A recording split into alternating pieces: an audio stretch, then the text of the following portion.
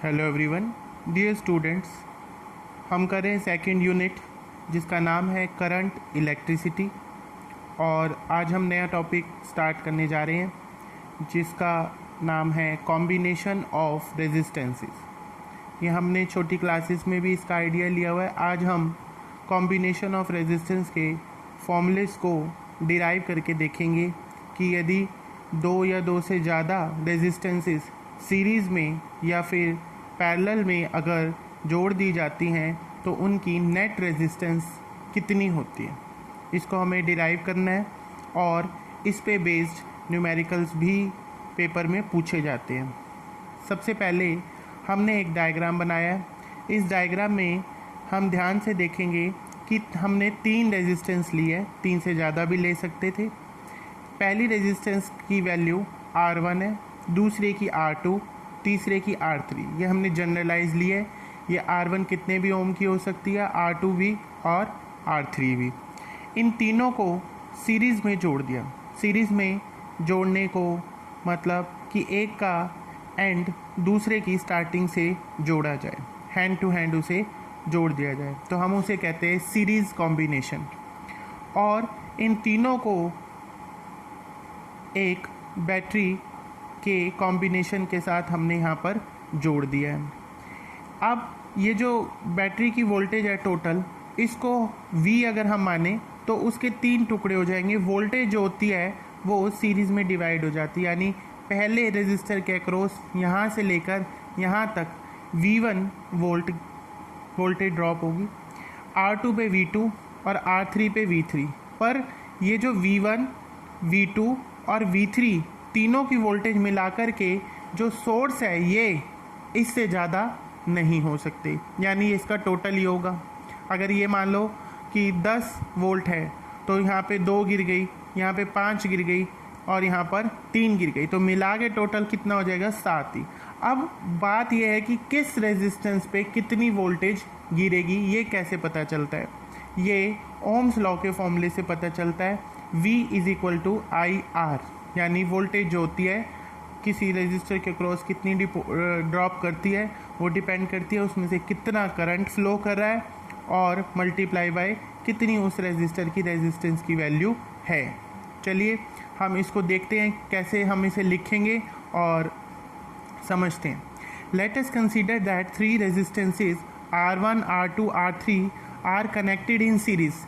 कि हमने suppose 3 resistances ले लिए R1, R2 और R3 when potential difference V is applied across the combination। इसको V वोल्ट की बैटरी को हमने इसके अक्रॉस मतलब दोनों सिरों पे, एक सिरा इसका ये वाला और एक सिरा ये पीछे वाला, इससे अगर जोड़ दिया गया, the same current I flows through the each resistance. ये सेम करंट है I जो फ्लो करेगा इन सभी रेजिस्टेंस में से, यानी सीरीज़ में करंट की वैल्यू जो होती है वो सेम रहती है, वोल्टेज की वैल्यू जो होती है वो डिफरेंट होती है।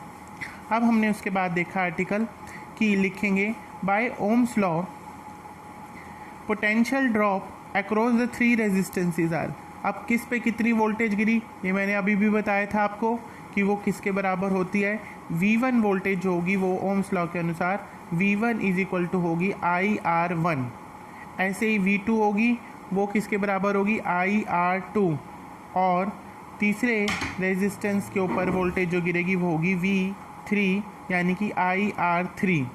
Now if RS is the net resistance of the combination, कि यदि अगर हम माने कि RS जो है वो नेट रेजिस्टेंस है कॉम्बिनेशन की, टोटल उनकी, तो टोटल कॉम्बिनेशन ऑफ रेजिस्टेंस के लिए भी वोल्टेज करंट रिलेशनशिप इसी तरीके से लिखा जाएगा कि V = I × RS।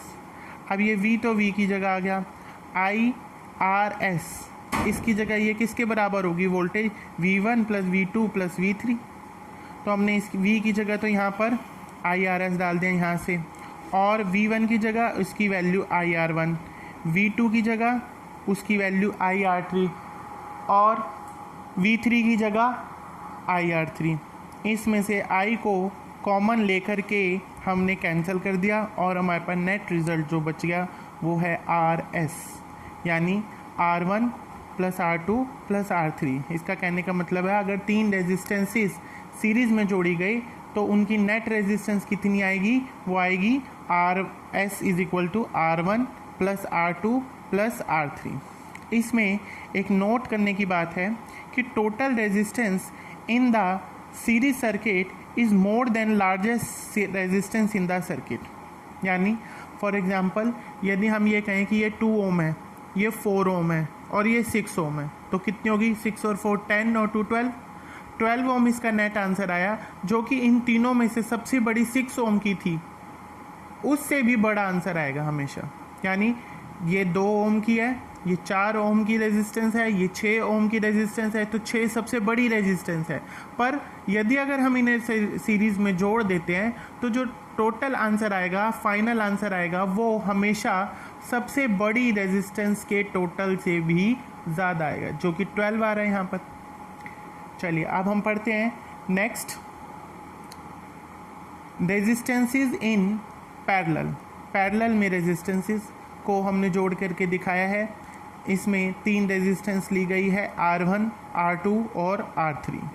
फिर हमने यहाँ पर ये वोल्टेज के लिए सोर्स लगाई है बैटरी का, और इसमें से करंट जा रहा है I। जब ये I करंट यहाँ A पॉइंट पे पहुँचता है तो पैरेलल में अब ये डिवाइड हो जाता है।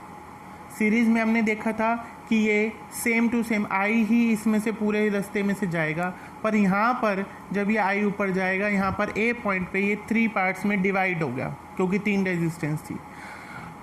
R1 में से चला गया I1, ये दिखाई दे रहा है, R2 में से चला गया I2 और R3 में से चला गया I3, और ये तीनों निकलने के बाद यहाँ से कितने हो गए, फिर से I।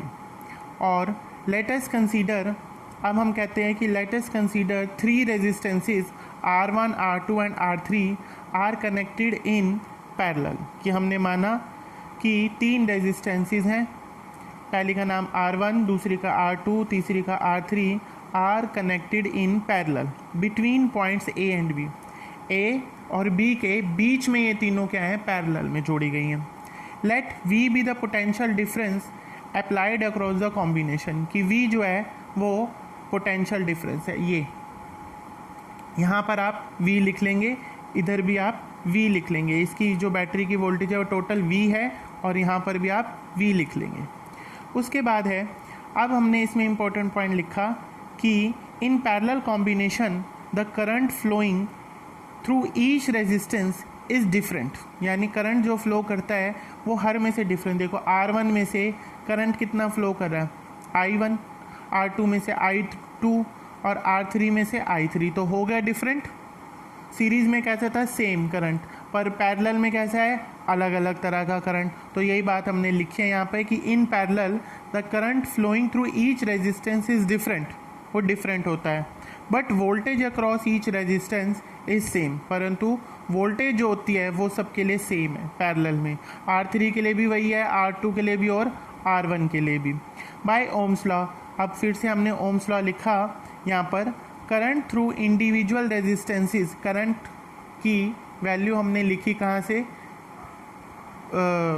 ओम्स लॉ के फॉर्मूले से, जो कि क्या होता था, V is equal to IR। तो हमने क्रॉस मल्टीप्लाई करके यहाँ से I1 की वैल्यू निकाल ली। यानी पहला I1 जो करंट है वो किसके बराबर होगा, ये V voltage divide by R1। इसी तरीके से दूसरा I2 वो किसके बराबर होगा, I2 is equal to V upon R2।